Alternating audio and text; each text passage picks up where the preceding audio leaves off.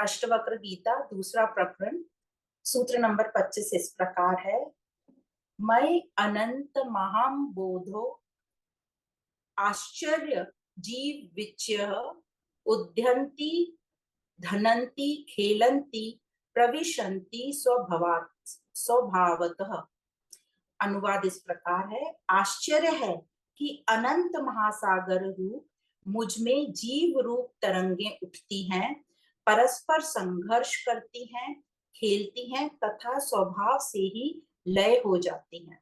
तो अष्टवक्र जी कह रहे हैं आश्चर्य है, आश्चर्य है। ये जो अष्टवक्र जी आश्चर्य कह रहे हैं, ये कहते हैं बड़ा ही सुंदर और ताजा वाला आश्चर्य है। हमारे जैसा आश्चर्य नहीं है, हम तो कोई भी चीज को देख के आश्चर्यचकित हो जाते हैं।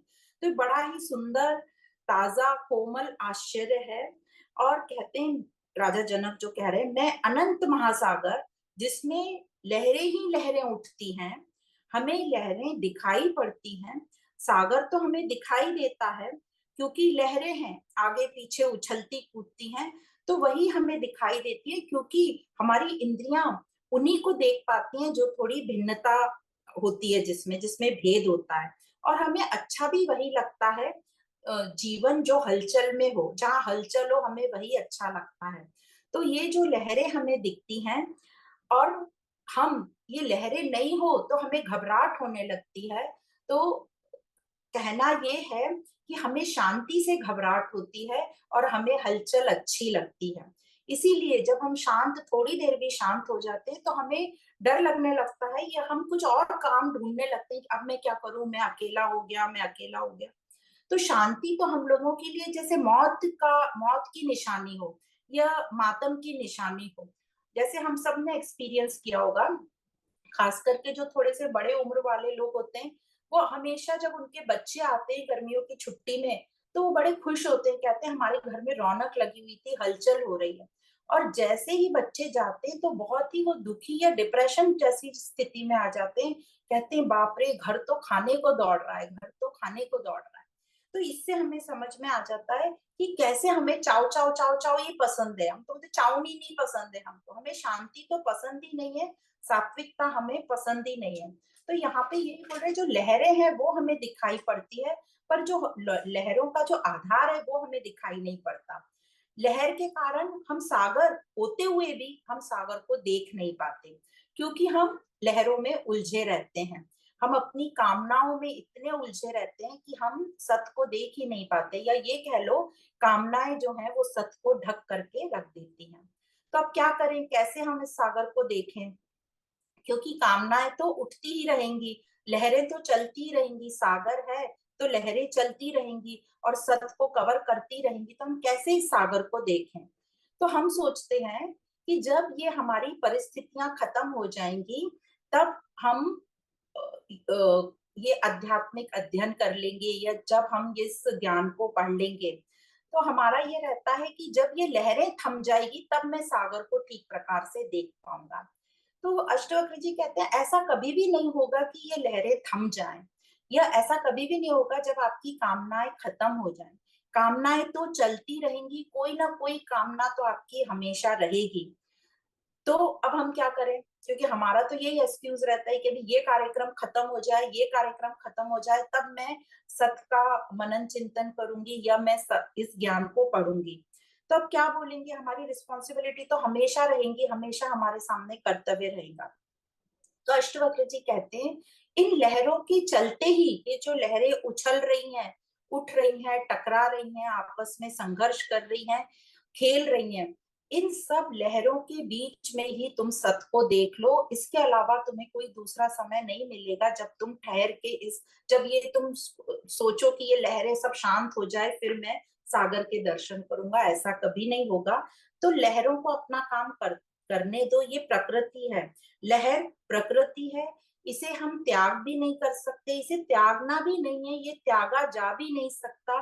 क्यों नहीं त्यागा जा सकता? क्योंकि ये लहर जो है प्रकृति की निशानी है, संसार है, प्रतीकात्मक हम लहर बोल रहे हैं। और हम जो है देह में है, और ये देह इस संसार में प्रकृति में रहती है, ये प्रकृति ही देह को चलाती है। तो हम प्रकृति को त्याग तो नहीं सकते, त्यागना चाहिए भी नहीं, त्यागा जा भी नहीं सकता। पर हमको आमतौर पे कई लोग ऐसे मिलते हैं जो बोलते हैं हम प्रकृति की, हमने ये चीज छोड़ दी, या हम प्रकृति को छोड़ रहे हैं और हमने संन्यास ले लिया या जंगल की ओर बढ़ रहे हैं। तो वो जो है प्रकृति से थोड़ा भयभीत रहते हैं कि ये प्रकृति हमें दूषित तो ना कर दे कहीं, इसलिए वो ऐसा कहते हैं। तो कि मैं कहीं प्रकृति से दूषित तो नहीं हो जाऊं। तो प्रकृति को तो हम त्याग नहीं कर सकते, ये हमने समझ लिया। और प्रकृति को भोगना भी नहीं है। हम भोगते क्यों है प्रकृति को? क्योंकि हमें ऐसा लगता है हम अपूर्ण है और हमें बाहर से कुछ मिल जाएगा तो हमें पूर्णता आ जाएगी, तृप्ति आ जाएगी, तो हम प्रकृति को भोगते हैं। तो यहाँ हमको समझ में आ रहा है, अष्टवक्र जी कह रहे हैं प्रकृति को त्यागना भी नहीं है और प्रकृति को भोगना भी नहीं है। जैसे सागर में जो लहर होती है, सागर लहर को त्यागता भी नहीं है और उसको लहर को भोगता भी नहीं है, बल्कि सागर तो अनेकों अनेकों नदियों को अपने अंदर प्रवेश करने देता है। वो किसी के लिए भी रुकावट नहीं बनता, पर वो अपनी खुद की शुद्धता कभी नहीं खोता। तो हमें भी यह ध्यान रखना है कि ये सब परिस्थितियां आएंगी, लहरें उठेंगी, पर हमने जो हमारा निज रूप है, आत्मिक स्वरूप, उसके स्वभाव को नहीं खोना है। तो अष्टवक्र जी यही कह रहे हैं कि प्रकृति को चलने दो, उसको अपना काम करने दो, पर तुम आत्मा बने रहो। प्रकृति को अच्छी प्रकार से जान लो, क्या कि ये प्रकृति और मैं प्रकृति से परे हूँ, बोधो हम शांत स्वरूप हम, और प्रकृति का आधार हूं मैं। ये आत्मा ही जो है प्रकृति का आधार है। तो आत्मा अपने स्वभाव में बनी रहती है, और जो स्वभाव है उसका वो क्या है, पूर्णता का स्वभाव है। वो लिप्त नहीं होती, पकड़ के नहीं रखती किसी भी लहर को। तो न तो वो त्याग करती है लहर का, न वो ग्रहण करती है, मतलब भोग करती है। अब हमने अच्छे से समझ लिया, त्याग हम करते हैं डर के कारण, और ग्रहण करते हैं हम किसी भी चीज को पकड़ के रखते हैं हमारी अपूर्णता के कारण। तो कह रहे हैं प्रकृति को ठीक प्रकार से जान लो, ये देह भी प्रकृति है। जब प्रकृति को ठीक प्रकार से जान लोगे तो एकत्व का भाव आ जाएगा कि ये देह और ये जो बाहर का पूरी प्रकृति है ये एक ही है। तो जिसने प्रकृति को जान लिया वह प्रकृति से कभी नहीं डरेगा, और उस प्रकृति को कभी भी प्रदूषित नहीं करेगा, एक्सप्लॉइट नहीं करेगा, पल्यूट नहीं करेगा। तो अब वह प्रकृति के साथ कैसे रहेगा? अब प्रकृति के साथ उसका बहुत सुंदर संबंध होगा। वो प्रकृति में खेलेगा, बिल्कुल डरेगा नहीं। कैसे? जैसे एक तैराक होता है, वो समुद्र में कूद जाता है और बहुत अच्छी प्रकार से उसको तैर लेता है। या फिर जो लोग वाटर स्पोर्ट्स में बहुत अच्छे होते हैं, जल क्रीड़ा जो करते हैं, वो उसमें बहुत माहिर रहते हैं। तो जो वाटर सर्फिंग करते हैं, वो पानी के ऊपर वो स्केटबोर्ड लगा के और उस पे खेल मजा लेते हैं उसका, बिना उन लहरों से घबराए। तो एक और पिक्चर है, उसको भी देख के अच्छा लगेगा हमको। तो इस प्रकार से जो वाटर स्पोर्ट्स वाले होते हैं, जल क्रीड़ा में जो माहिर होते हैं, वो लहरों का मजा लेते हुए और ये महासमुंदर क्रॉस कर लेते हैं। तो यही अष्टवक्र जी का कहना है कि तू सागर बना रहे, सबको स्वीकार करने वाला बने, और फिर भी उससे निर्लिप्त रहे। अपने आप को बिल्कुल, जो अपना शुद्ध स्वभाव है उसको हमें खोना नहीं है। तो संसार में कितनी भी नदियां, सागर में कितनी भी नदियां जब प्रवेश करती हैं, वो वैसा की वैसा ही रहता है। वो ना घटता है ना बढ़ता है, वह अनंत ही रहता है। और ये जो नदियां हैं ये सागर को कभी भी दूषित नहीं कर पाती।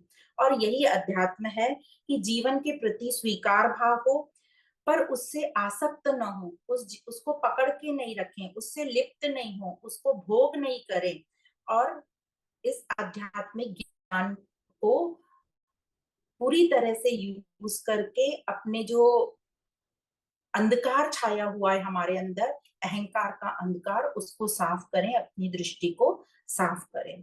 तो जिस कह रहे हैं कि पकड़ के मत रखो, तो इससे वही स्टोरी याद आती है बंदर वाली।